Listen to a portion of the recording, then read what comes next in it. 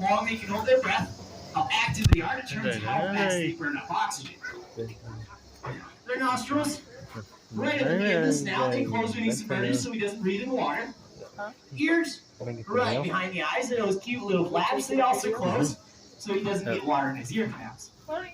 And their eyes are right up on top of the skull. That may be a good adaptation for hunting, but it does, at the same time, put those eyes in a vulnerable position. So, they're retractable. They can be closed flat into the skull and are then protected by this heavy bony ridge in the middle.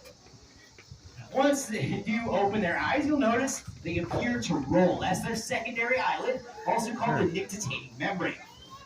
That membrane acts like a built-in pair of diving goggles. Now let's get this big guy to open up his mouth for a closer look at one adaptation. And if you guys do look into his mouth, you'll notice you can't see down his throat. That's because the back of their tongues acts as a valve and permits them to open their mouth underwater without taking in water. So you'll never truly be able to see down an alligator's throat unless you catch him in the middle of beyond or you're on the way down yourself. Another important part of restraining this big guy is getting a grip on those big, powerful jaws. We'll work our hands over the neck, over those jaws, forcing them shut as we go, immediately rock back that head. This will keep this alligator from twisting or rolling out from the feet.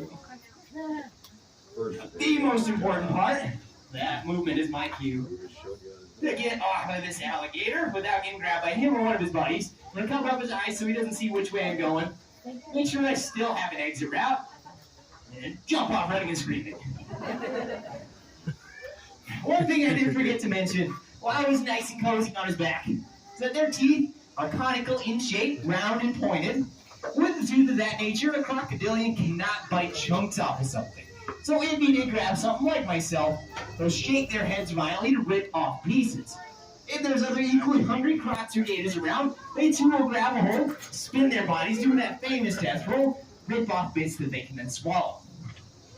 Now when we feed them here, everything is cut small enough to be swallowed. If we let them tear me apart like they would in the wild, we would likely see many injuries, because they tend to get a bit careless. Now I have a little meat in the back here. I'm going to grab some, give you guys an idea on how they're fed. They know. Oh, just like the cat. They know. We feed them at every show. He goes in that Eat door. Butterfingers today. They get to eat. Look at them all. Doing this, it won't be long before they start to associate me with food. Ultimately, it won't be long before I become the food. Now, when I started this job, I told my boss I didn't want a bunch of alligators and crocodiles associating me with food. So instead, we taught them to associate a bucket and a sound signal with the food instead. The sound signal being in this bucket. You guys look plenty. Ready? Let's do this. Now, once they hear that sound, they know dinner is served. Gotta make sure my buddy there gets a big piece.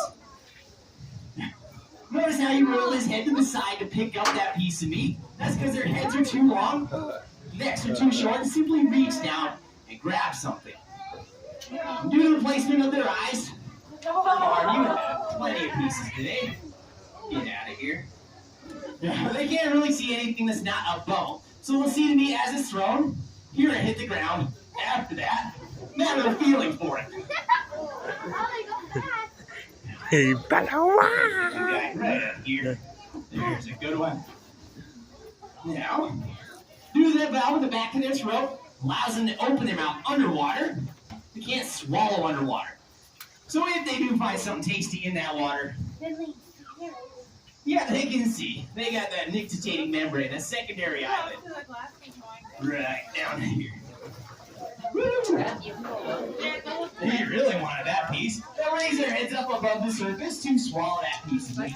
Crouch down. Excuse me, buddy. Now, you may notice I'm not trying to feed all of these animals. Being large carnivorous reptiles with slow metabolisms, they're not all hungry at the same time, even though they act like it. There's one population of Nile crocodiles that eat only one significant meal a year. When the wildebeest herds pass through, so if an individual here does miss a feeding, they should have no trouble waiting a couple hours for that next meal.